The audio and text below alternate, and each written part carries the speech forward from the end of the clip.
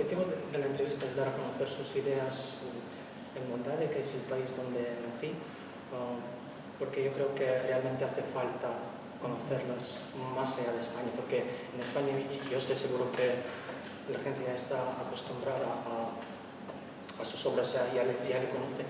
En Moldavia, sin embargo, bueno, decir que son dos países que están un poco en los extremos opuestos de Europa geográficamente. Hay mucha distancia que separa nuestros países, pero los problemas a los que se enfrenta nuestra sociedad son bastante parecidos. El acceso a la vivienda es en Moldavia, tanto en Moldavia como en España, es prácticamente inaccesible a los jóvenes. Dificultad para encontrar trabajo. Bien, yo realmente no conozco Moldavia, no conozco la situación de Moldavia y tampoco sé hasta qué punto lo que yo pueda decir puede resultar útil o no a los jóvenes de Moldavia o a los moldavos al margen de la edad que puedan tener. Lo que sí es cierto es que cuando se escribe y se publica este libro, El fracaso de la felicidad, evidentemente se tiene en cuenta sobre todo a la gente más joven. Y se tiene en cuenta a la gente más joven porque una sociedad no puede nunca descuidar a sus recursos humanos más jóvenes, porque son en definitiva los que tomarán el poder andando el tiempo. Entonces, hay un hecho muy claro que yo sí observo en esta sociedad actual nuestra, de todo Occidente, incluida Moldavia también, por supuesto. Y este hecho es que, a medida que pasan los años, la gente joven tiene cada vez más problemas, más obstáculos y más dificultades para terminar una carrera, para encontrar un trabajo, para comprar una vivienda o para simplemente hacer su vida. Y muchos de estos problemas vienen dados sobre todo por la política.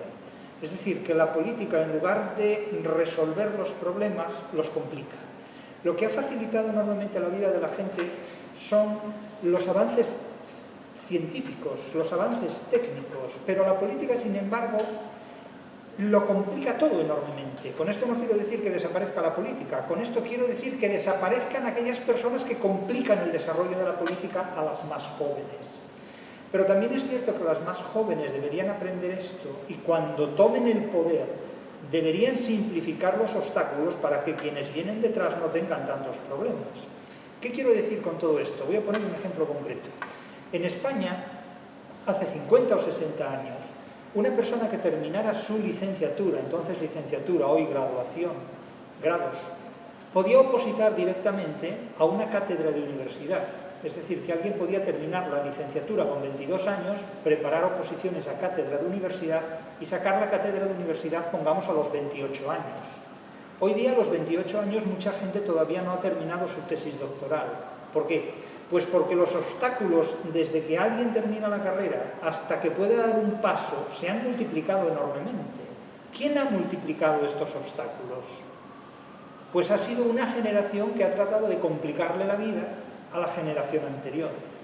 Pero ya han pasado 2 o 3 generaciones y los obstáculos, en lugar de disminuir, se incrementan. Eso quiere decir que estos obstáculos se mantienen con la complicidad de quienes primero los han sufrido y después los perpetúan. Entonces, claro, esta es una situación que de alguna manera compromete el futuro de los seres humanos, porque antes, para ejercer la abogacía, bastaba licenciarse en Derecho. Ahora hay que hacer un máster de no sé qué, un máster de no sé cuánto, un curso de aquí, un curso de allá. Es decir, superar una serie de pruebas y de obstáculos para empezar prácticamente desde cero cuando alguien ha superado los 30 años.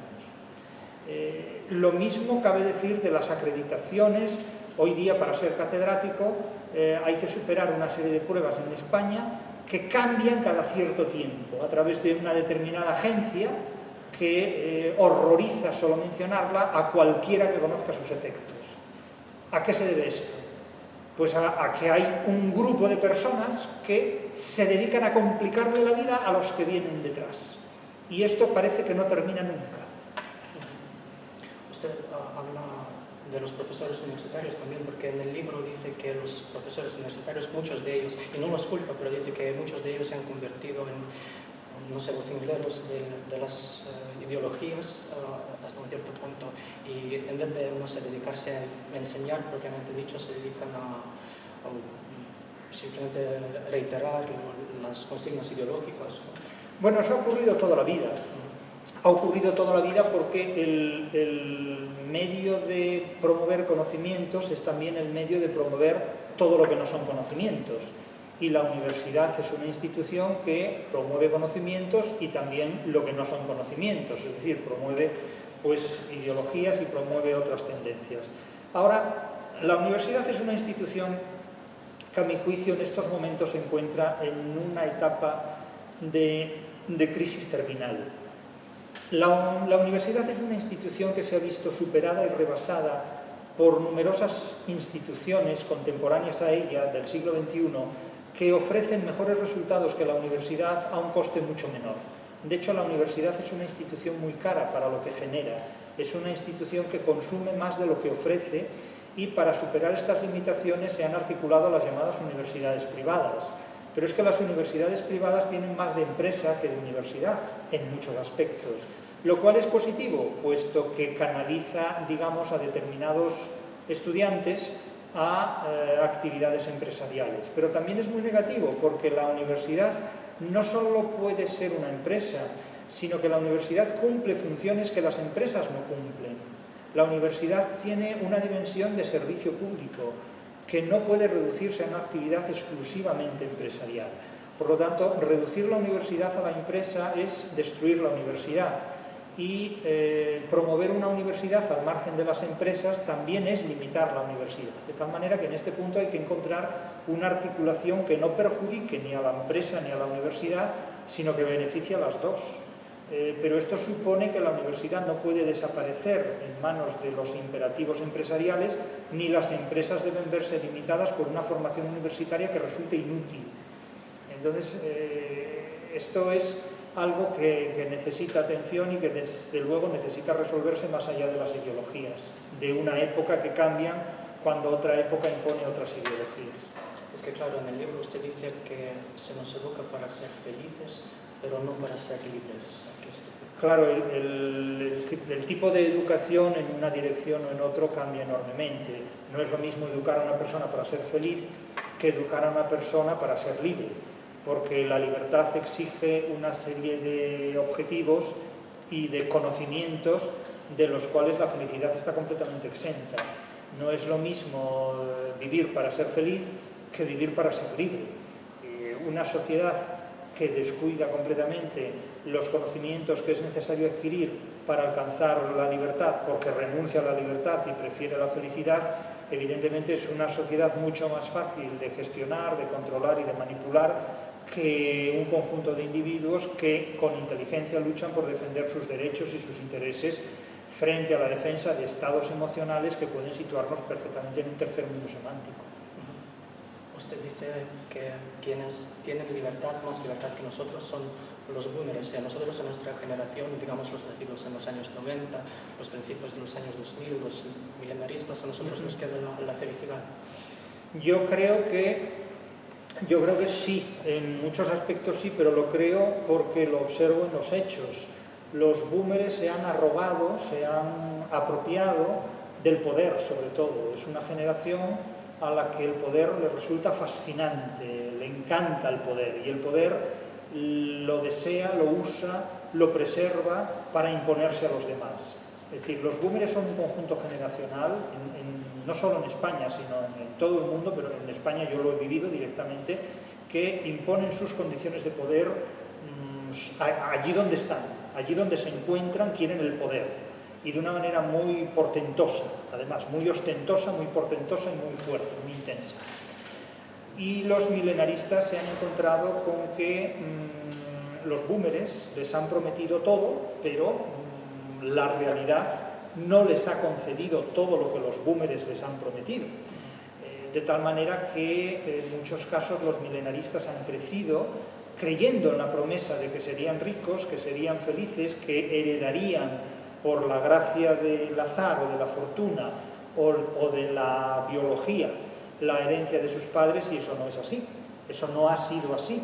De hecho, las crisis de finales de la primera década del siglo XXI, de 2008-2010, han puesto de manifiesto la fragilidad de la economía mundial y eso ha pasado una factura muy poderosa a los milenaristas cuando precisamente deberían haber comenzado sus posibilidades de emancipación económica y profesional.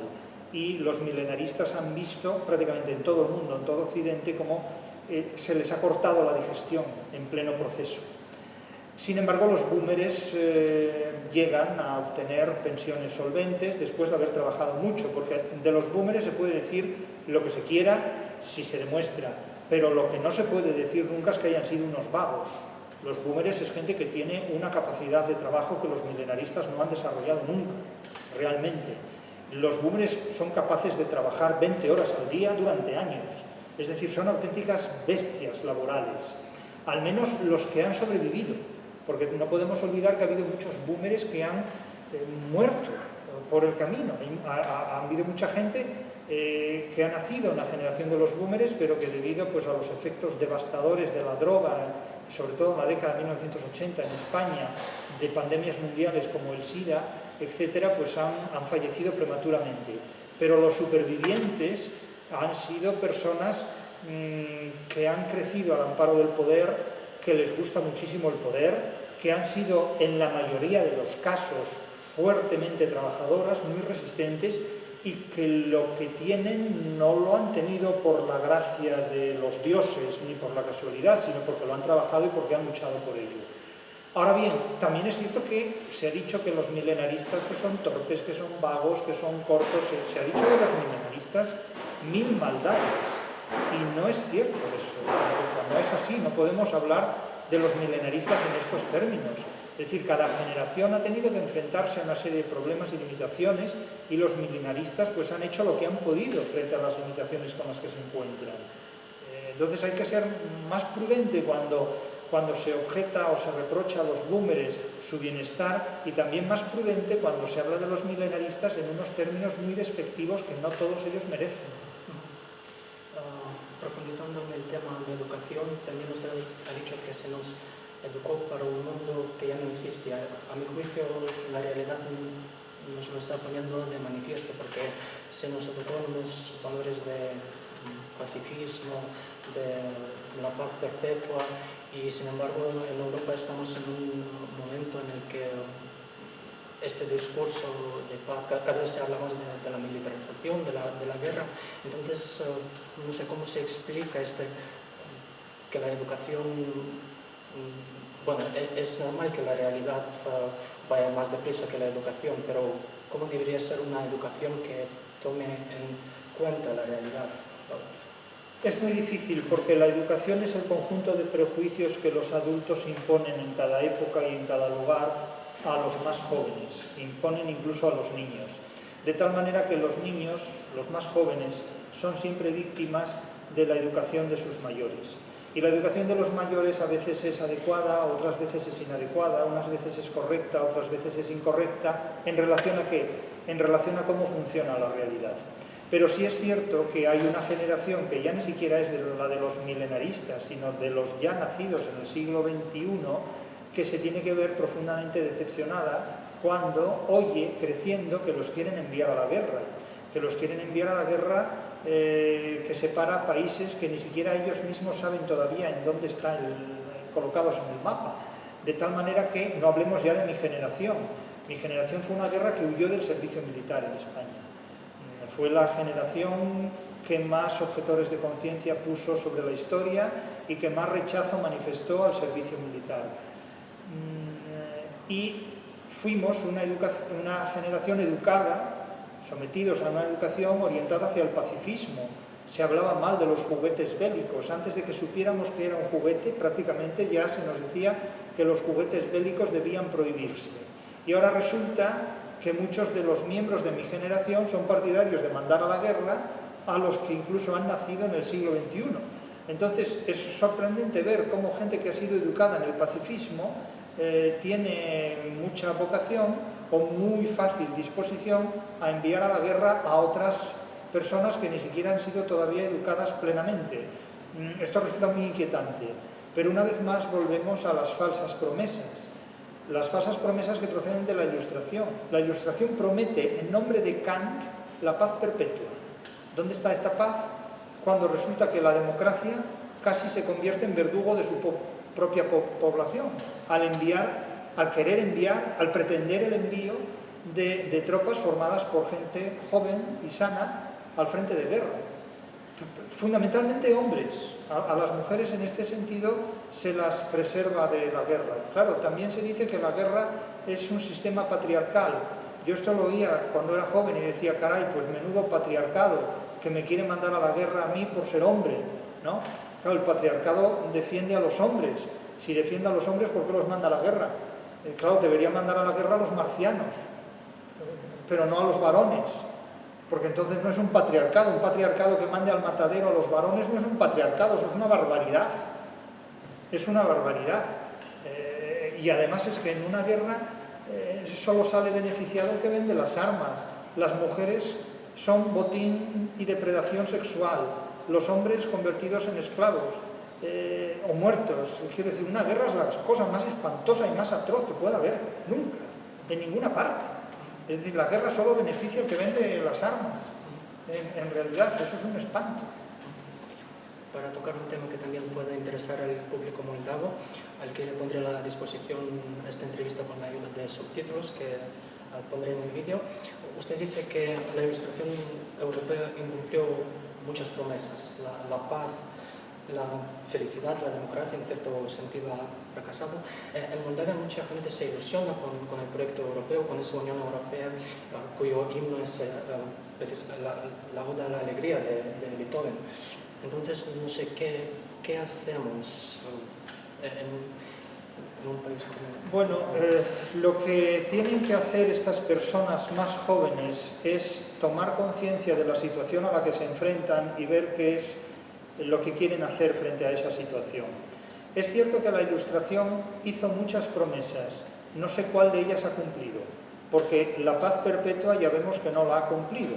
No hay nada más irónico que los países que han patrocinado la Ilustración, Alemania, Francia, básicamente, sean los que han organizado las más monstruosas guerras de la historia de la humanidad, y pienso sobre todo en Alemania. El país de Kant, el país de Hegel, es el país de Hitler también, aunque haya nacido en Austria. Eso es un matiz muy relevante en este contexto. Es un matiz muy relevante en este contexto.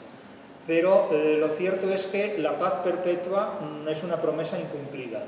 La felicidad es una de las condiciones de las que también se habla en la Constitución de los Estados Unidos, un país que ya vemos cómo está, Estados Unidos. Los hay que están peor, por supuesto, pero, en fin, más personas que yo saben hablar de estos temas con más rigor que yo. ¿Qué hacemos con la democracia? Pues hacemos lo que podemos con la democracia, porque más allá de la democracia, las posibilidades de libertad resultan muy agotadoras, porque los totalitarismos no comparten con la democracia una idea de libertad.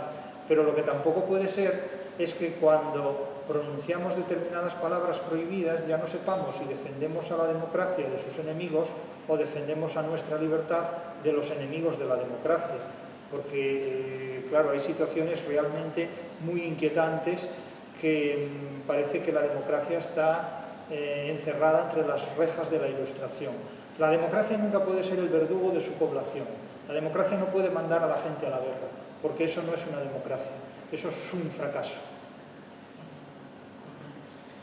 Y usted también escribió el ensayo sobre el fracaso histórico de la democracia en el siglo XXI.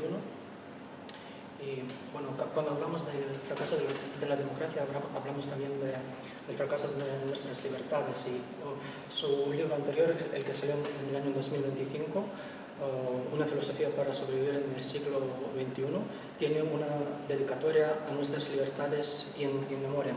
Me gustaría preguntarle qué libertades echa de menos hoy en día. Bueno, basta que usted se pregunte de qué temas no podemos hablar. ¿De qué temas no puede usted hablar en público? Varios. No los diga, porque no puede hablar de ellos en público. pues esas son las libertades que descansan en paz esperando su resurrección. Y volviendo al tema de la violencia y la guerra, yo vengo del este de Europa, donde en los programas de estudio, en los planes de estudios, no se dedica tanto espacio, tanto tiempo a Cervantes y al Quijote. ¿Usted cree que habríamos evitado esos conflictos que vivimos en el este de Europa si nuestros dirigentes políticos hubieran leído el Quijote? Si hubieran leído el Quijote y hubieran comprendido lo que el Quijote dice acerca del idealismo, habrían evitado muchas catástrofes históricas, indudablemente, pero también la habría evitado esta catástrofe histórica el conjunto de la población. Es que si hay algo que nos enseña el Quijote es a prevenirnos de los idealismos. El idealismo es el miedo a la realidad. El idealismo es una declaración de incompatibilidad con la realidad. Y la culpa de que el idealismo goce de carta de ciudadanía y goce de simpatía la tiene, en primer lugar, la Ilustración y, en segundo lugar, el Romanticismo. Estos dos movimientos siempre se han presentado como opuestos y en realidad son hermanos gemelos, o son incluso algo peor, son el padre y el hijo, o hermanos gemelos, porque es un hijo que hereda genéticamente todos los prejuicios de su padre. El romanticismo es un largo lamento por haber perdido los privilegios de los que gozaba la élite en el régimen antiguo, en el régimen anterior a la Ilustración francesa, en el antiguo régimen. En definitiva, es el largo llanto de la nobleza por haber perdido su poder y por haber perdido sus posibilidades de bienestar estamental que tenía.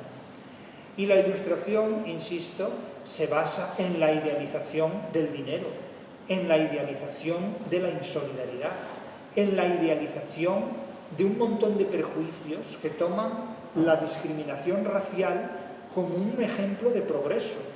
Es decir, muchos de los prejuicios raciales que empiezan a desplegarse antes del siglo XVIII se proyectan a etapas anteriores de la historia, cuando esos prejuicios raciales no existían, porque nadie había planteado la superioridad de unas especies frente a otras, la superioridad de los blancos frente a los negros, por ejemplo, o este tipo de concepciones que luego se proyectan biológicamente con las bioideologías derivadas de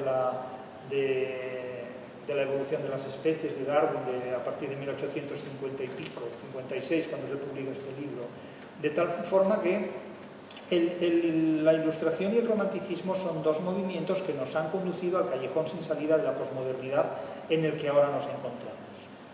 De tal manera que cualquier civilización que no sea europea está más preparada para enfrentarse a las dificultades y a los obstáculos de la vida que la civilización europea. Pero es que la civilización europea básicamente es una civilización que ni siquiera sabe plantar un tomate. El día que le cierren los supermercados, la gente se morirá de hambre en las ciudades, porque no sabe vivir en el mundo rural, no sabe sembrar. Es que por saber, no tiene con los animales una relación útil, solo tiene una relación improductiva con los animales. Ha reducido al perro a un peluche que se pasea. El ser humano del siglo XXI prácticamente no sabe qué hacer con la vida, y como no sabe qué hacer con la vida, se enferma. Tiene un cúmulo de enfermedades psicológicas y trastornos de personalidad y problemas psíquicos como no los ha habido nunca, porque no sabe qué hacer con su vida. Necesita pasear un perro, necesita simular que siembra plantitas en huertos urbanos, porque no sabe en realidad mantener una cosecha, porque no sabe vivir de espaldas a un supermercado. Es decir, que las condiciones de soberanía alimenticia del ser humano en el siglo XXI son prácticamente nulas. Si nos vuelven a confinar en cualquier ciudad y no nos abastecen, los supermercados pueden matar a todo el planeta en menos de 3 meses. Me imagino que este será también el tema de la conferencia del día de mañana, el 5 de febrero, en la Universidad Complutense, el hecho de que el mercado se ha comido al Estado, básicamente. O sea, usted en el libro también menciona que en cierto modo nos domesticó el mercado. ¿Qué hacemos frente a eso? Pues lo único que podemos hacer es consumir, porque necesitamos consumir para vivir. La historia del mercado es una historia muy visible y fácilmente asequible a todo el mundo.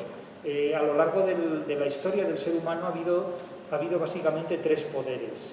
El poder de organizar las creencias, que lo ha tratado de acaparar la religión frente a la filosofía. La religión y la filosofía disputan por el mismo terreno de juego, las creencias de los seres humanos. Y cada una impone sus dioses. La religión impone un politeísmo, un monoteísmo, y la filosofía impone sus dioses. El motor perpetuo, la sustancia pura, el Dasein, el Volksgeist, el noúmeno, el espíritu absoluto, el leviatán, y con frecuencia son comunes. Los dioses de la religión y los de la filosofía son comunes, pero disputan básicamente por controlar las creencias, las emociones de los seres humanos. Y luego hay otro poder, que es el poder del Estado, que disputa por controlar la organización de la libertad de los seres humanos, de la libertad política. Y hay diferentes modelos de Estado que se han manifestado a lo largo de la historia. Y luego hay otro poder enormemente importante, que es el poder del dinero, el poder mercantil. Y estos tres poderes siempre han mantenido relaciones conflictivas entre sí. Las iglesias y el Estado se han llevado bien porque han pactado su supervivencia mutua. Básicamente, tras la caída del Imperio Romano, quien organiza Europa es la Iglesia. Pero la Iglesia se siente muy incómoda cuando en el Renacimiento aparecen determinadas organizaciones estatales que le privan de su poder. Y le privan muchísimo respecto al poder que tenía durante los tiempos medievales. Pero ¿qué surge a finales del siglo XX? Tras la Segunda Guerra Mundial surge ya un poder mercantil que eclosiona completamente. El poder del mercado desde mediados del siglo XX es absolutamente desmesurado, absolutamente brutal. Y este poder mercantil pone en cintura a la Iglesia, por supuesto, que ya lo hizo desde el Renacimiento, y ya vence definitivamente el pulso de los estados. Ya los estados que emergen en 1492 en España y posteriormente en el resto de Europa son estados que se abastecen pactando con la Iglesia y con los mercaderes, con el mercado. Pero es que hoy día el mercado ya no necesita a los estados para nada, y de hecho no los quiere. El mercado no quiere fronteras. La globalización es precisamente un mundo sin fronteras visibles. Pero lo que sí tiene la globalización son las fronteras invisibles. Un libro que ya anuncio está en prensa y saldrá próximamente. Un libro que he titulado así precisamente, Fronteras invisibles. La nueva desigualdad en la era de la globalización. Este es el título del próximo libro que saldrá en unas semanas en Amazon. Y en este punto,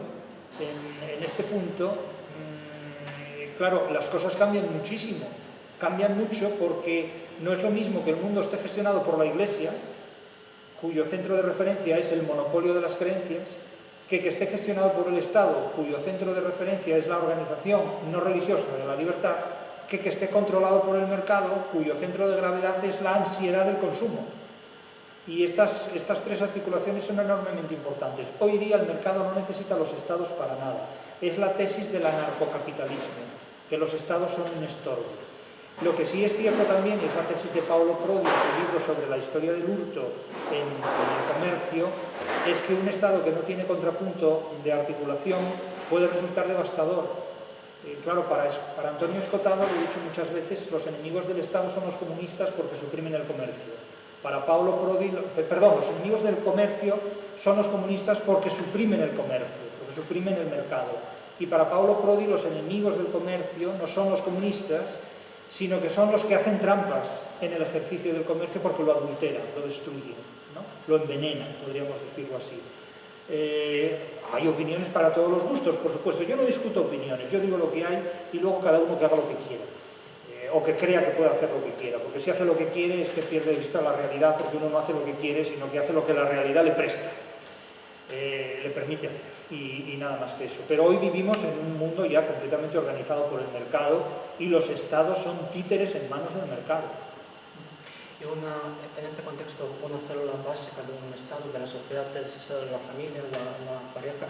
Y como usted lo dice en su libro, el mercado en cierta medida también se ha encargado de, debilitar las relaciones de pareja, porque en cierto modo le interesan personas sin demasiados lazos familiares, responsabilidades de cara al prójimo, ¿no? Evidentemente, una persona sin alianzas es una persona débil. La figura más potente de la alianza es el matrimonio. La figura más potente de la alianza es la unión entre un hombre y una mujer, en el sentido clásico del matrimonio. Podemos introducir nuevas formas de organización matrimonial, indudablemente. Pero no me refiero exclusivamente al concepto tradicional de matrimonio hombre-mujer, me refiero a la alianza, al tener amigos, sean hombres, sean mujeres. Marcianos por el momento no se pueden tener como amigos todavía, pero bueno, del futuro nada está excluido.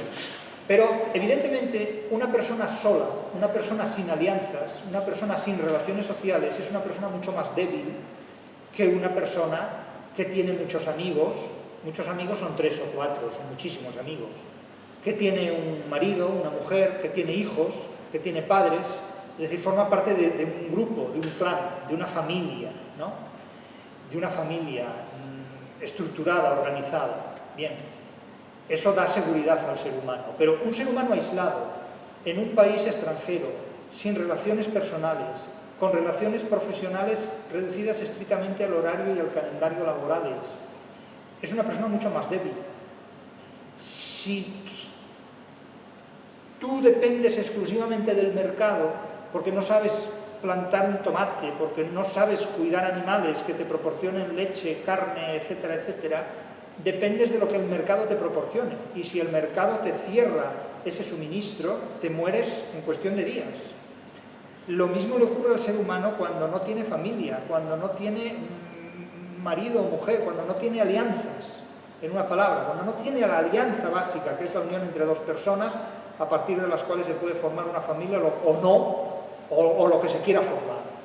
Pero un mundo en el que el ser humano ha fracasado en el establecimiento de relaciones humanas es un mundo en el que la vulnerabilidad es galopante, que es lo que ocurre hoy. Enfermedades mentales, trastornos de personalidad, problemas psicológicos. La sociedad es la sala de espera de un psicólogo. El mundo entero está convertido en la sala de espera de un psiquiátrico. Porque la culpa la tiene el mercado, no solamente, es que la culpa no la tiene solamente una entidad. El mercado te proporciona una serie de recursos, debes saber administrarlos, ¿no? Pero lo que sí es cierto es que hoy, que por ejemplo, la Iglesia Católica plantea superar el celibato eclesiástico y contraer matrimonio, resulta que el protestantismo ya ha dado un paso más, ya ha planteado el celibato de todo el mundo. No solamente de los miembros de una iglesia, sino sobre todo del empleado. Léase la fiesta del chivo, de Vargas Llosa. No es una novela para contar cómo terminó Trujillo, que ya lo sabemos. Es una novela para exaltar la figura de un personaje femenino, Urania Cabral, que trabaja para la globalización y que es soltera, que no quiere a los hombres, que no quiere relaciones con los hombres. Es la pastora Marcela trabajando para el mercado global, en definitiva. Puede resultar muy bonito eso de decir, no, yo no quiero relaciones con los hombres. Usted puede querer o no querer lo que le dé la gana. Puede querer o no querer. Y puede haber hombres que digan, no, es que yo no quiero relación con mujer. Bueno, pues allá sabrá cada uno lo que gana y lo que pierde. Pero lo que sí está muy claro es que no estamos hechos para prescindir los unos de los otros, sino que estamos hechos para satisfacernos los unos a los otros en la medida de nuestras posibilidades y recursos. Entonces, diseñar un mundo donde el ser humano no es capaz de relacionarse con el prójimo es diseñar un mundo de fracasados completamente.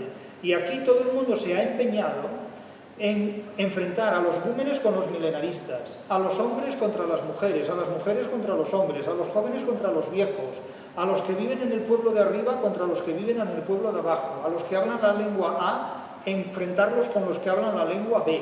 Es decir, a señalar todo tipo de diferencias con tal de enfrentar a la gente de tal manera que solo se hagan ricos los que vendan determinados productos, que son los del odio y los de la discordia, porque da la impresión de que podemos hacer todo menos entendernos. Todavía esta mañana, cuando yo venía en el aeropuerto, me encontré al lado del fracaso de la felicidad de este libro a otro que sugería que todos los problemas que tiene una mujer pueden deberse o pueden ser culpa de su madre. Claro, esto es una cuestión impresionante esta, porque es la primera vez en toda mi vida que veo un libro en el que se cuestiona la figura materna. La figura materna que tradicionalmente no se cuestionaba nunca, porque a una madre se le perdona todo. ¿Cómo se puede escribir un libro en vituperio de una madre? Me quedo absolutamente perplejo, macho. ¿Cómo se puede escribir un libro en vituperio de una madre? No lo puedo creer. No lo puedo creer. Y que la gente lo perciba como algo normal y que libros así tengan... Pero eso es una barbaridad. Pero ¿cómo se puede escribir un libro en vituperio de una madre, en contra de la madre que te parió, macho? Es increíble, verdaderamente. La conferencia, le quería preguntar, porque usted mencionó la conferencia del día de mañana, que lleva por título Derecho, Comercio y Libertad en Cervantes y Vargas Llosa, hacia la disolución del Estado en el mercado global del siglo XXI. Claro, si miramos lo que escribió Cervantes por un lado y lo que escribió Vargas Llosa, ¿qué nos revela sobre el momento en el que estamos? Claro, indudablemente son dos conceptos del mundo completamente distintos, porque el mundo al que se enfrenta Cervantes es un mundo diferente al de hoy. Pero fíjense que en Cervantes hay un personaje muy moderno, que es la pastora Marcela. La pastora Marcela dice que no quiere ningún tipo de relación con hombres, ni con mujeres. Porque la alternativa que tiene la pastora Marcela en su momento es el matrimonio, la alianza con un hombre, que dice que no la quiere, y la alianza con mujeres en un convento de monjas, que dice que tampoco la quiere. Entonces prefiere la alianza con las cabras, y cuidar las cabras y las ovejas en el monte. Lo que haga la pastora Marcela con las ovejas es cosa de la pastora Marcela y de las ovejas. Pero eso es lo que plantea la pastora Marcela, y lo hace en nombre de la libertad. Entonces es una disyuntiva muy curiosa, porque lo que plantea la pastora Marcela es que yo soy libre a costa del amor, porque el amor me esclaviza, sea el amor a Dios en un convento junto con otras mujeres, al modo de Sor Juana Inés de la Cruz, o sea el amor a un hombre en un matrimonio. Entonces ella considera que el amor es una privación de la libertad y se declara libre viviendo en el monte. Y yo le preguntaría a la pastora Marcela, ¿y usted qué hace de su libertad en el monte? ¿Usted qué hace con su libertad montaraz? Y la pastora Marcela me dirá, hago lo que me sale de la gana. Y yo le diré, muy bien, pero ¿qué es eso que le sale a usted de sus ganas en el monte con las cabras? Es decir, ¿cómo ejerce usted la libertad en una isla desierta? Como Robinson Crusoe. Porque tener libertad para todo equivale a no tenerla para nada. El máximo de libertad se traduce en un mínimo de posibilidades, ¿no? O sea, la libertad sin causalidad es igual a nada. No tiene ningún sentido. Pero bueno, al margen de ese tipo de cuestiones, el mensaje que vende la pastora Marcela es del idealismo ilustrado, en el sentido de decir, a mí lo que me da la libertad es el mercado, mejor dicho, trabajar para el mercado. El trabajo me hace libre.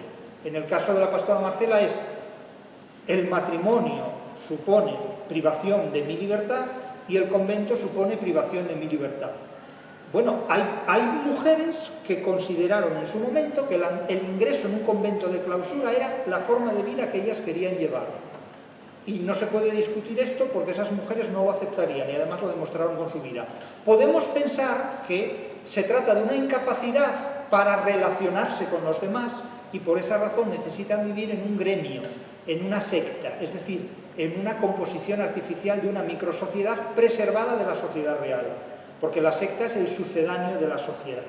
Y entonces, como la realidad me da miedo, digo que la realidad me esclaviza y por tanto me monto mi propia película. Me voy a vivir al monte con las cabras. Es una opción como otra cualquiera, pero que no me vendan la opción como el triunfo de la libertad, porque la libertad es otra cosa. O sea, que me vendan eso como un ejemplo de virtud, de castidad o de zoofilia, como lo quieran llamar. Pero de libertad no, porque la libertad es otra cosa. La libertad consiste en enfrentarse a la realidad y luchar contra ella. No en aislarse del mundo para decir yo soy más libre fuera del mundo. No, la libertad no está fuera del mundo. El heroísmo no está fuera del campo de batalla. Ahí está otra cosa. Entonces, contraponer la libertad con el matrimonio o con el amor, es decir, el amor me priva de libertad, por lo tanto me quedo soltero o me quedo soltero. Es que eso no tiene nada que ver. No vas a ser más libre por no enamorarte. Yo no he perdido la libertad a casarme. No he perdido ninguna libertad. Y no creo que ese sea el planteamiento, que a más amor menos libertad y a menos amor más libertad. Eso no tiene nada que ver. Eso es vender humo, que te lo compre quien te crea. Yo no te lo compro. Y el caso de la pastora Marcela es el de Cervantes. Y de ahí pasamos a Urania Cabral, que es la pastora Marcela de Vargas Llosa, ni más ni menos. O sea, esos dos personajes femeninos, la pastora Marcela y Urania Cabral, representan este concepto de libertad que es muy popular hoy en día y que se nos intenta vender en muchos casos desde los medios de comunicación, que es... por cierto, usted dice que siempre esos conceptos erróneos necesitan de un periodismo astuto que nos venda la moto, que nos venda la felicidad. ¿Cómo podríamos reconocer a este periodismo astuto y a qué se refiere? Enamorándote. Es que el amor no te priva de libertad, el amor te da muchas más libertades. El amor te libera de muchísimos problemas. Es decir, lo que no te libera de ningún problema es lo que no te da la libertad. El trabajo no es que te dé la libertad, el trabajo te da dinero. Pero hablando de periodismo, quería tocar un poco este tema en concreto, porque hoy los periodistas no gozan de tanta confianza como antaño. O sea, no es que antaño gozaran de mucha confianza, pero es que hoy en día la confianza en el periodismo está en los niveles mínimos. Y que, no sé, ¿qué podríamos hacer hasta en realidad, el periodismo consiste básicamente en contar lo que no se ve, en contar a otros lo que no se ha visto. Pero es que el periodista comúnmente no ha visto lo que cuenta. Ese es el problema. Ahora, el hecho de que el periodismo hoy esté devaluado no significa nada, porque devaluadas están todas las profesiones. Están devaluadas las actividades profesionales del profesor universitario, las del abogado, las del médico, las del periodista, las del peluquero y las del pastelero. Es decir, hoy día nadie cree en muchos sentidos en lo que haga, pero no por ello deja de hacerlo. Ahora, lo que sí tengo muy claro es que el periodista cuenta a otros que no han visto lo que ha ocurrido, aquello que ha ocurrido. Pero evidentemente el periodista no es un historiador porque no cuenta las cosas del pasado que no ha visto ninguno de nuestros contemporáneos, sino que cuenta cosas que él tampoco ha visto, pero que se las ha contado otro que supuestamente las ha visto, y después está el periodismo que comenta lo que han contado otros. Es decir, nos metemos en un laberinto de versiones que en realidad al final, con estos medios audiovisuales técnicos, que ya no sabemos cuáles son las imágenes verdaderas de las falsas ni los falsos relatos de los verdaderos, ya evidentemente es la falsificación del conocimiento. La falsificación del conocimiento crea una inflación de conocimiento donde resulta muy difícil distinguir la realidad del engaño, y hace más necesaria todavía la lectura de una obra como El Quijote, que lo que nos enseña precisamente es a distinguir la realidad del engaño allí donde tenemos un engaño que nos falsifica la realidad. Por eso he dicho muchas veces que El Quijote es mucho más actual que cualquier periódico del día. Otra cosa que me llama la atención de su libro es que usted dice en algún momento, o a mi juicio usted dice que la literatura y las ciencias en cierto sentido se enfrentan a los mismos enemigos, que son las religiones, las ideologías y las filosofías. ¿Por qué cree eso y cómo lo ve en el futuro? O sea, ¿la literatura y las ciencias irán por el mismo camino o estarán enfrentadas? ¿Qué le parece? La literatura y la ciencia nunca se enfrentaron. De hecho, jamás se enfrentaron. Siguen caminos completamente diferentes. La literatura se mueve por un mundo de ficción, donde desde la ficción y desde el amparo de la ficción explica los problemas de la realidad. Y la ciencia trata de imponerse a las limitaciones que las creencias religiosas, Belarmino, el cardenal Belarmino contra Galileo, las creencias filosóficas, Platón frente a Hipócrates de Kos, y las ideologías políticas, Marx frente a una literatura que no sea la marxista, o el fascismo frente a una literatura que no sea la fascista.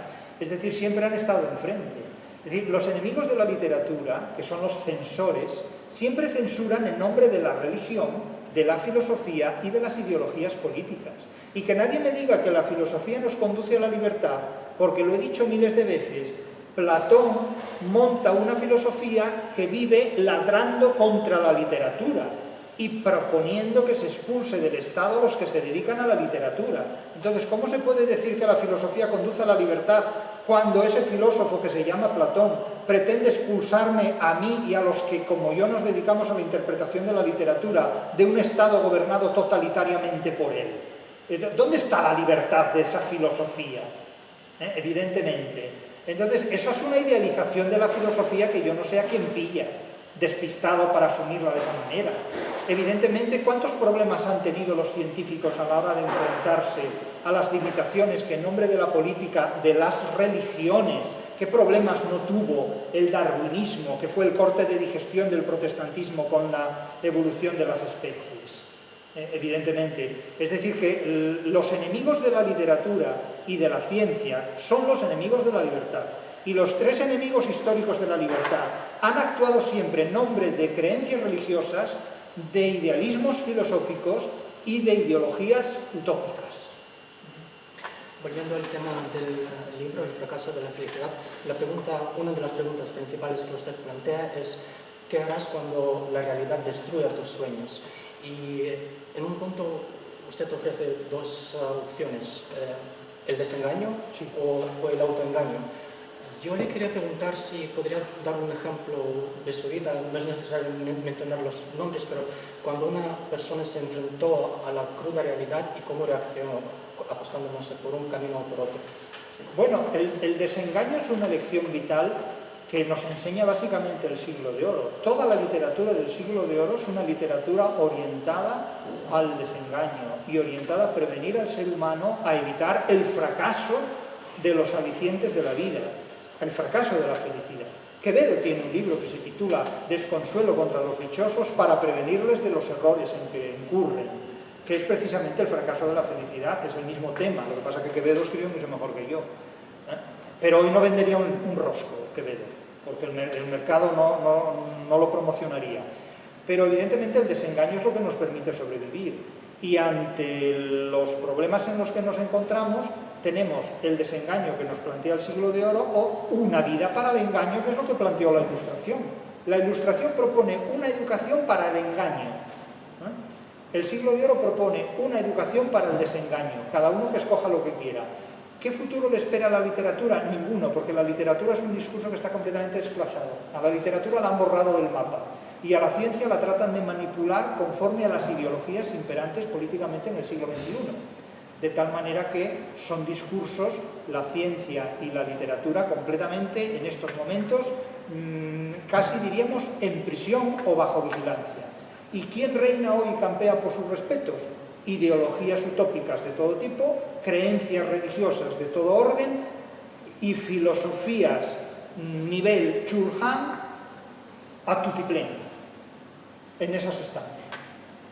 ¿Qué es lo que espera a la gente con esto? El fracaso, evidentemente, de una felicidad mal prometida.